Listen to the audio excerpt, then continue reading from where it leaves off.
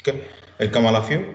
Today in this session I am going to start with the solar water heating system. The normally solar water heating system is the main application of solar converting the solar electromagnetic radiation into a required heat energy. So here we are converting the solar water in solar water heating system. We are converting the solar electromagnetic radiation into heat. That heat is changing the water levels, water cold water from the hot waters. So the solar water heating system is mainly of contains two parts, that is solar collector and storage tank. The main mechanical structures of solar water heating system consists of solar collector. Solar collector means it's the main purpose of solar collector is to collect the solar electromagnetic radiations from the sun to the our appliances, to our fluid or air or fluid or liquid is can be used as a fluid which is used to absorb the heat content of the solar radiation, and that changes the liquid and air molecules to transfer the heat contents. The storage tank. In the storage tank, what happens? Normally, the water is stored in the tank, which is used to heat, which is used to get heated from the solar electromagnetic radiations. There are two types of solar water heating system. One is active system, another is the passive system. In active system, what happens? Rely on the pumps to move the fluid between the collector and the storage tank. While studying, I have told that there are two main parts. One is to call a solar collector, and the another thing is a storage tank. So we used to transfer the water from the storage tank to collector and collector to storage tank. So if you use any other external devices to transfer the water from collector to tank or tank to collector, then it's called as active system. And if I am used to by natural means by placing the storage tank at the upper side and by placing the collector at the downside, or by making use of any our gravitational power and tendency of water to naturally circulate as it is heated. So this is called passive system. In active system, we use any external devices to transfer the water like pumps and any relays to move the fluid contents. But in passive system, what happens? We use any gravitational or natural method to move the water from storage tank to collector tank. So normally what happens in active solar water heating systems? So active solar water heating systems can be for water heating or space heating. So normally what happens? The solar water heater can be used for two purposes. One is to heat the water molecules, and another is to heat our appliances, heat our working area, that is space heating. If I am going to for working on a devices, then we used to heat up that particular places. So for that purpose also we need solar heating systems. So active solar heating systems are two types: water heating systems and space heating systems. Then what are the main parts of solar water heating systems? Those are collectors, circulation system, storage tank, backup heating system, control system. There you can see here what are the collectors, circulation system. This is the collector tank and circulation system. This is the circulation system. Okay, this is the storage tank and these are the circulation system. Next thing is collectors, backup heating system and control system. These are the collectors. Solar collector, flat plate solar collector. Normally the sun collector, solar collectors are, there are two types: flat rate solar collectors are curved like or parabolic structure like solar collectors. So we are using here a flat plate. Normally solar water heaters using solar flat plate collectors. So what happens here? When sun rays falls on the solar collector, the fluid which is flowing through this collector gets heated. It's get heated because of the continuous fall of solar rays on the flat plate collectors. After that, what happens? The drain back tank with the heat exchanger. This is the drain back tank with the heat exchanger. Here what happens? The heated water is drained back through this tank, and from here the water is get heated. The fluid water is get heated. After get heated, it's felt back to the storage tank with the help of pumps. With the help of pumps, the heated water get stored in the storage tanks. Here, see here, the inlet is cold water, outlet is hot water. This is the storage tank of hot water. When the water is inletted here, it gets supplied through the pumps, to the solar controller. This is the distilled water. So through here, the water molecules gets flowing through this, and after continuous flowing of water molecules here, it's the drain back system. That heat exchanger unit is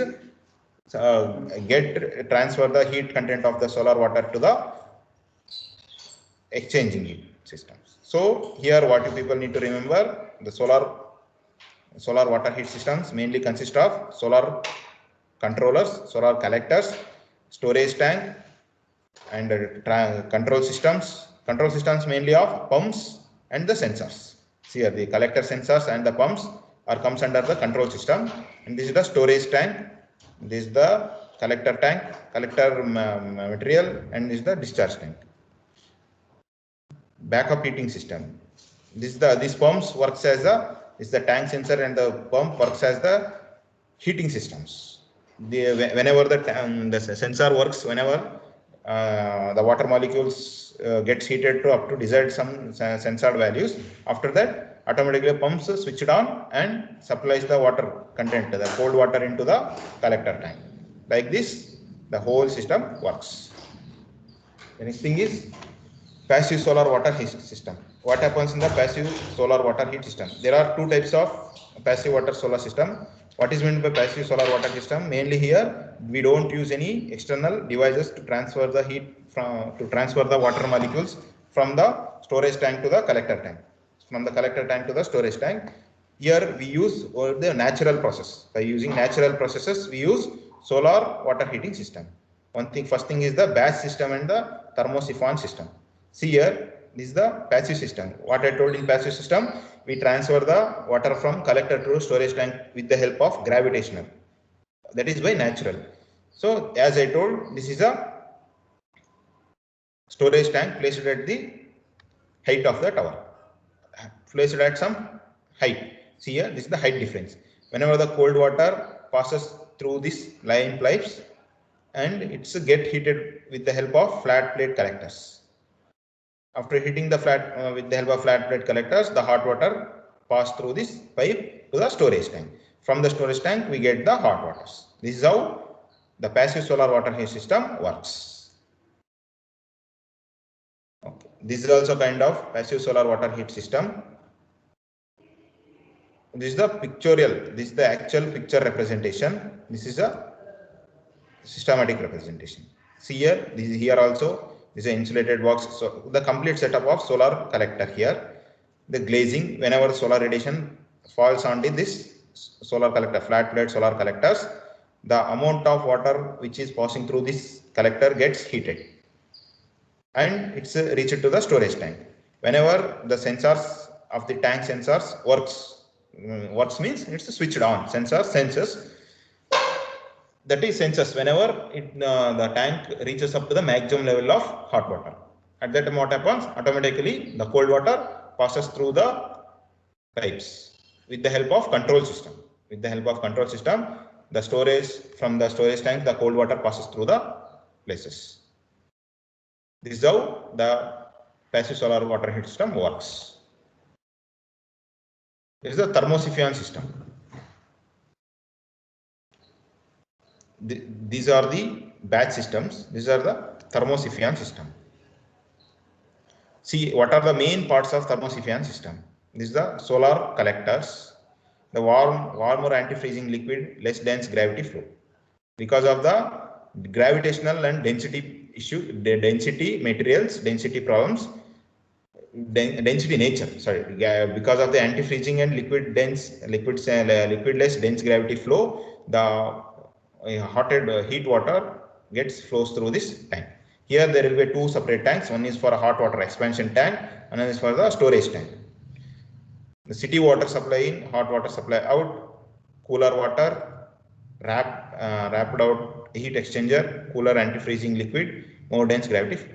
Because of the continuous flow of water from storage tanks to the exchangers, through the exchangers, continuous water molecules are getting heated here.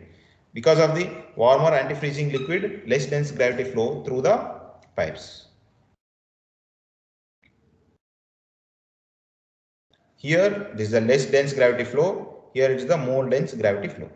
The water molecules, the heat water gets stored in the hot water tank because of the less dense gravity flow. But after getting heated, the water molecules, the remaining cold water is flowing through the pipes, control system pipes, because of the cooler antifreezing liquid. The hot water gets warmer antifreezing liquid. Here the cold water get cooler antifreezing liquid, which is of more dense gravity flow. What are the main applications of solar water heaters? What are the places, in which are the places we use solar water heaters? Normally in hotels. In hotels, what happens? In hotels, the bathing purpose, kitchen, washing, laundry appliances. In hotels, normally we use solar water heaters for the bathing purpose, and in the kitchen for cooking purpose. That is, we use hot waters for the preparation of some dishes and from gravies, for whatever the different kind of edible things. For that purpose, we use hot waters in kitchens, and in washing purpose. For washing the vessels or washing the clothes, we use solar water, hot waters. For that purpose, we use solar water heaters in the hotels. In dairies mainly use it for the ghee production. Ghee production is for because we need to remove the ghee from the butter, clarified butter. For removing the ghee from the butter, we use hot waters. And cleaning and sterilizing, we used to clean and sterilize the cradles and goats, whatever the different kind of animals we use for dairy purposes, dairy animals. We use hot waters for continuous sterilizing and cleaning purposes. And the final thing is the mainly pasteurization. In order to make hygienic and without any bacterial and virus attacks, we have to preserve the milk. So for that purpose, we use pasteurization. And in textiles we use textiles solar water heaters because for bleaching, boiling, painting, dyeing, curing, aging, and finishing of the purposes. In breweries and distilleries, mainly in brewery and distilleries, we use hot waters for the bottle washing, work preparation, boiler feeding, etc. Then in chemical and bulk drug units, normally in the chemical and bulk drug units, we use hot waters for preparation of different chemicals and drugs. So for that purpose, we use solar water heaters there. Then electroplating and galvanizing units. Heating of plating pots, cleaning, degrading applications. Then pulp and paper industry. Normally in paper industries and pulp industry, we use boiler feeder applications and soaking of pulp. Thing is solar drying. These are the different kind of applications of solar heating. First thing we observed the solar air heating, solar space heating, solar water heater system. The next followed by solar drying. So drying, as it name indicates, we use solar applications for drying of our things, drying of our applications. That is, whether in industry or in our agriculture field or in our home appliances, we use drying. We used to dry our foods, cloths, or our atmosphere, our home premises. We used to we make into drying. So for that purpose, we use solar dryers. Normally use it for domestic as well as industrial applications. So what are the main advantages of solar drying? These are hygienic and eco-friendly method. There we don't use any fuels, and this is zero carbon, and there is no any other pollution affecting materials here. So for that purpose, this is an eco-friendly method, and it is as it is, there is no involvement of any other hazardous. That's why it is hygienic and economical compared to dryers which use conventional fuels or electricity. Normally in day-to-day life, which are the dryers you're using, we use conventional electrical sources and electricity, conventional resources, that is by burning the woods, by burning the papers, or by burning any other waste materials, or we use electricity for drying purposes. But when compared to all these conventional things, our solar drying system is economically compared high. It's good for economical purposes. And what are the main disadvantages or some of the limitations that we can see in solar drying are comparatively slow process.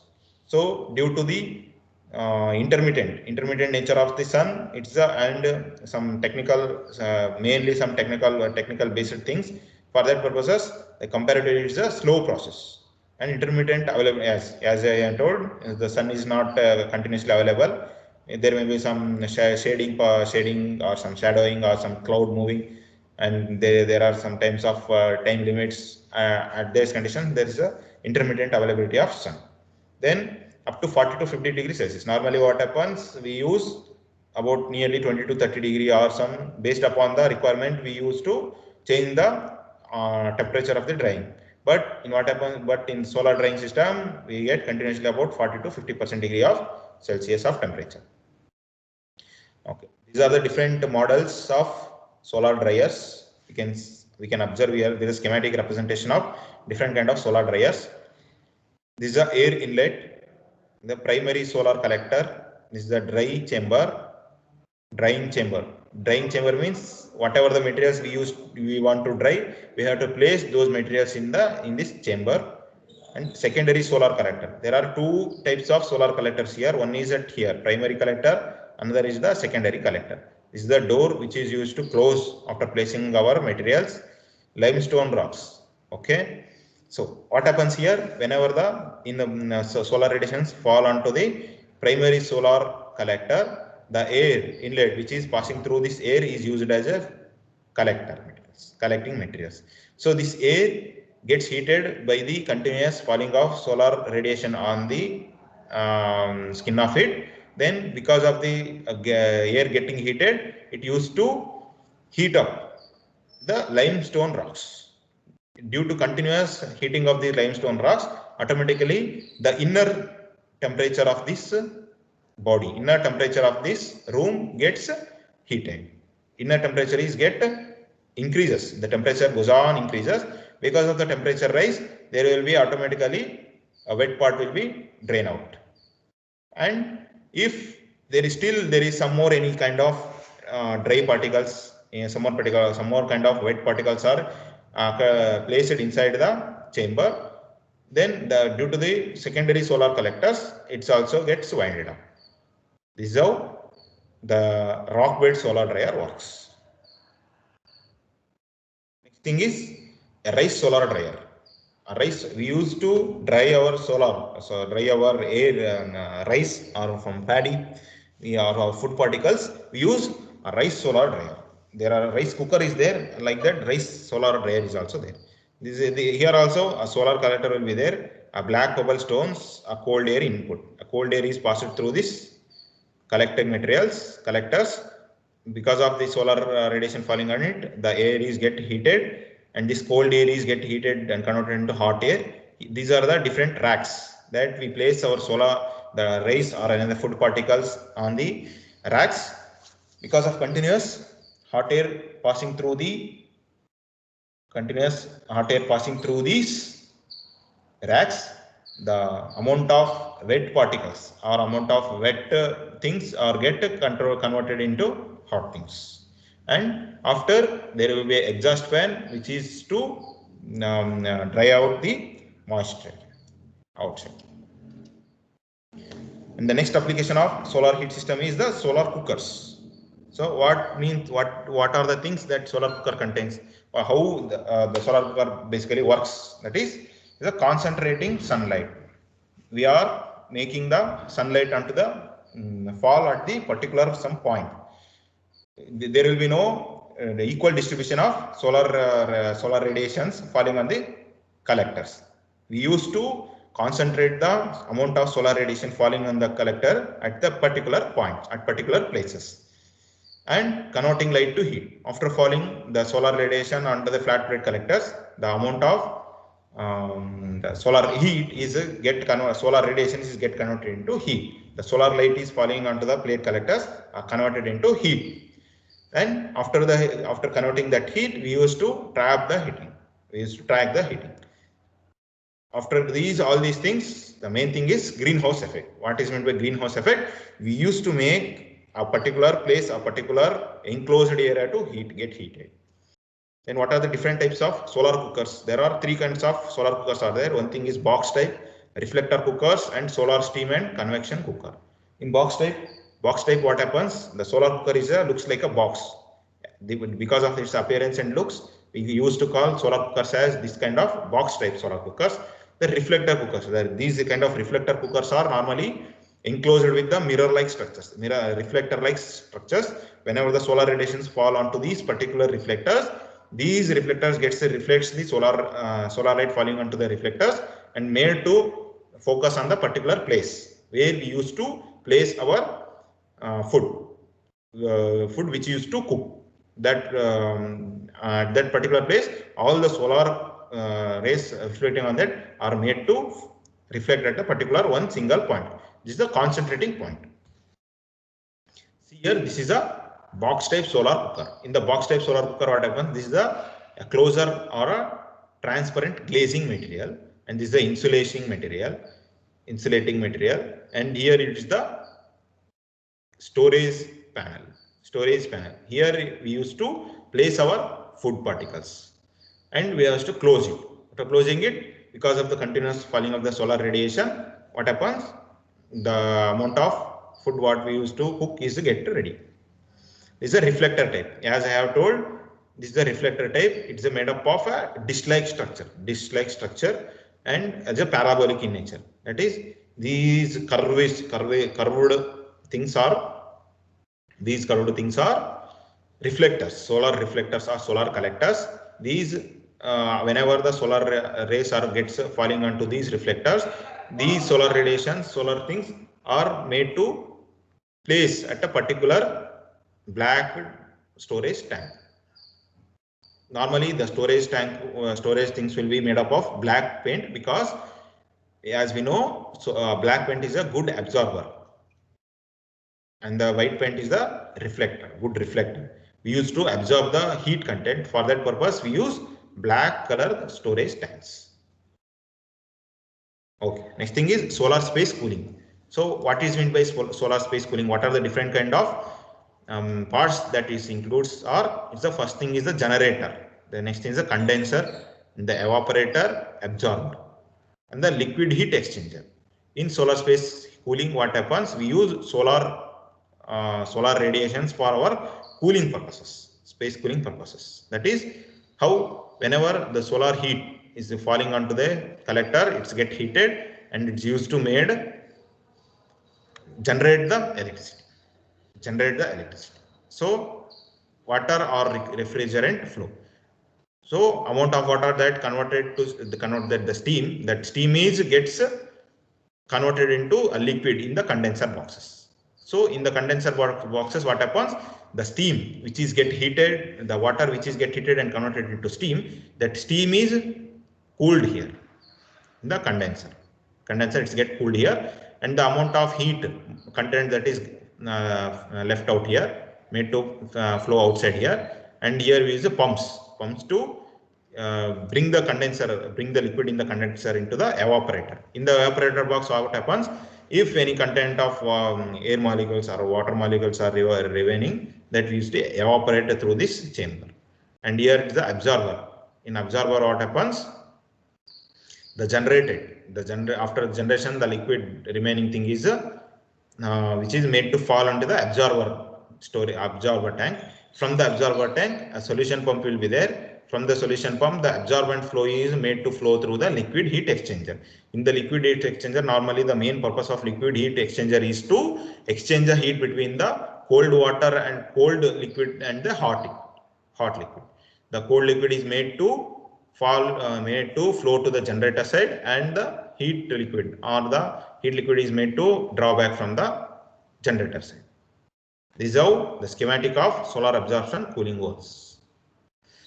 Okay, what are the main components that I have already told? That's the absorber, generator, solar collector, condenser, expansion valve, and evaporator. That you can see here. Absorber, generator. This is the absorber. This is the generator. The solar collector, condenser. These are the solar collectors.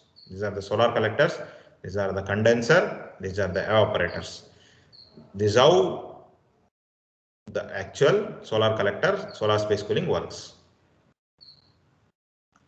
ammonia. Normally what happens, ammonia is used to use it as for cooling purposes. Now in our refrigerator or in air conditioner or whatever, wherever, if you want to use a cooling system, we use normally ammonia as the coolant. Solar collectors provides heat to the generator.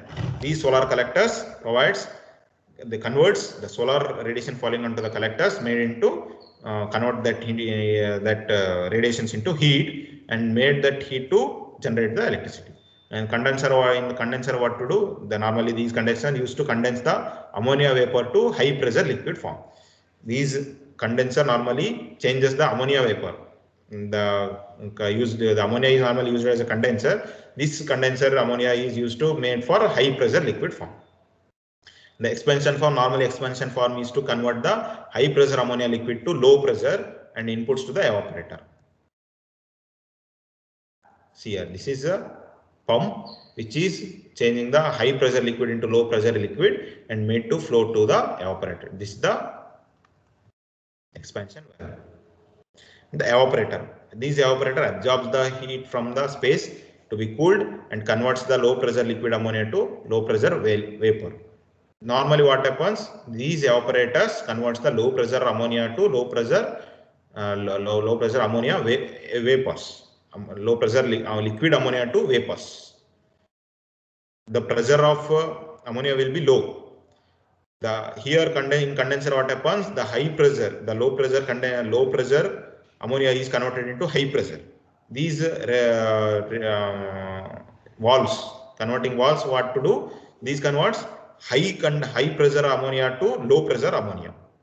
These evaporators what do? These converts low pressure ammonia liquid into low pressure ammonia vapors, and these vapors exchanges the heat in the generator stage. What are the main working of absorber? These absorber used to store the mixture of ammonia and water in a fixed portion. These absorbers used to store the mixture of ammonia and water in a fixed portion. Some fixed proportion, these absorbers mix the ammonia and the water molecules. The function is to produce the required aqua ammonia solutions for the generating usage and pumps. And the low pressure ammonia vapors is absorbed by the solution of ammonia and water in the absorber. In the absorber tank, what happens? The low pressure ammonia vapors are mixed with the water molecules, and it is made it as a ammonia water solutions. And in the generator, the collects the thermal energy from the sun and heats the strong aqua ammonia solutions to the boiling point and converts it into pure ammonia vapors of high pressure.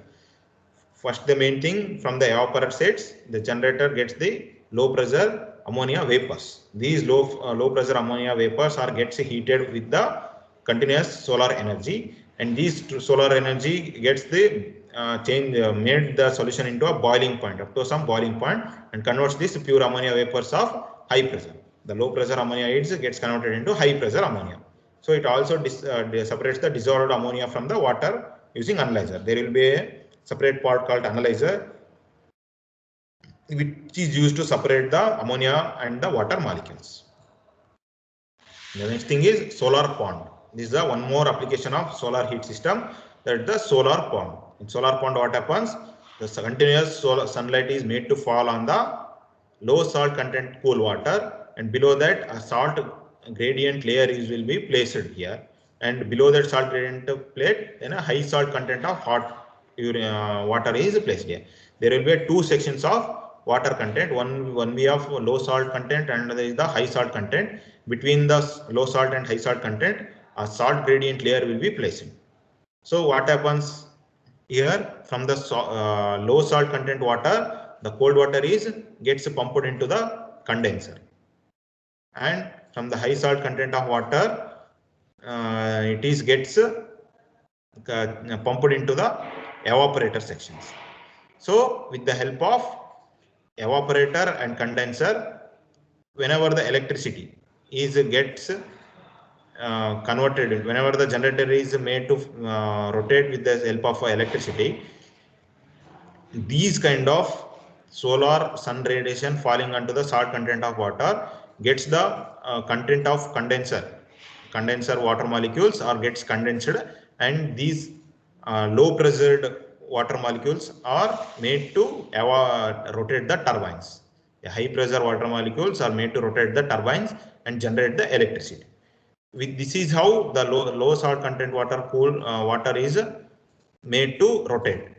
Here, one thing you people need to remember that high salt content water is the hot water and the low salt content is the cool water.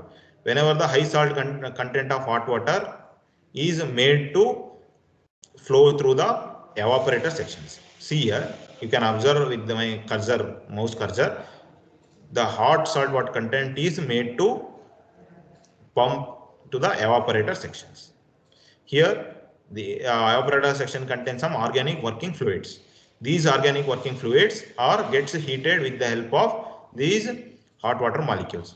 Because of this continuous getting heating, the steams which whatever the steams are generated here are made to rotate the turbine of the generator. By continuous rotation of the turbine, electricity is generated. After rotating the turbine, the amount of remaining steam is get pumped to the condenser unit. In the condenser unit, what happens? The condenser, normally ammonia will be used. These ammonia condensers gets cooled the hot water which is flowed through the pipes, and these hot waters gets cooled and made to flow through the low salt content of water. This is how continuous solar pond works. So it's a pool of water that collects and also stores the solar energy. This is a solar pond normally of which is normally used to collect the solar energy and stores the solar energy. And it has 3 different layers of water which differs by their density. As I told, there are 3 sections of water based upon their densities. That is the salt content density. Density differs is achieved by adding the salt solutions of different concentrations. Then relatively cold top layer with low salt. See here, based upon the density, the liquid is divided. So first layer is the low salt content density, low salt content water, that is of low density. And the intermediate layer of salt gradient that maintains the density gradient acts as a thermal insulator. This salt gradient layer acts as a thermal gradient, thermal sensors, insulators. And next layer is the high salt content hot layer. This is of high density layer. Hot bottom layer up to 100 degrees Celsius with high salt content. Then difference in the densities prevent the convection of current which would be have transferred heat to the surface of pond and then to air. These difference in the densities, normally because of the difference in densities, these are not get dissolved into and made into the one solution. Because of the difference in densities, what happens? The heat to the surface of pond and then air to have the differences. Heat is trapped in the highly dense and salty bottom layer which can be used. The amount of converted heat is trapped and is highly dense. That's why the salty bottom layer which can be used. And but low solar to electrical electricity conversion is of 15%. This is a very low efficient system which will be of normally 15%. Then what are the main advantages of solar pond? That is low cost per unit area of collection. These are because of the places which we choose and because and the mechanical materials and the setups, the low cost per unit area of collection. Then inherent capacity of storage purposes. As I told, the solar ponds are normally used to collect the solar energy and the store energy. For that inherent capacity, we use the solar ponds. Then great source for production of electricity. Reduced pollution. As you know, the solar converting the solar energy into our different appliances, it's a pollution free. These kind of setups reduces the pollution also and will help in saving conventional energy sources. Since it is coupled with the desalting units, it can be used for purification of water. Here what happens, we used to change heat the water and change the density of water with the help of different salt layers. So because of this application of solar pond, we used to purify the water. We used to make the impure water into the pure water. Okay. This is the end of module 2 of part 1. There are 2 parts in module 2. One is the complete solar collectors, and another is the solar cells. How we can use the solar energy into our electrical energy. This is how we can discuss in the solar cell session. That we can discuss in the next session.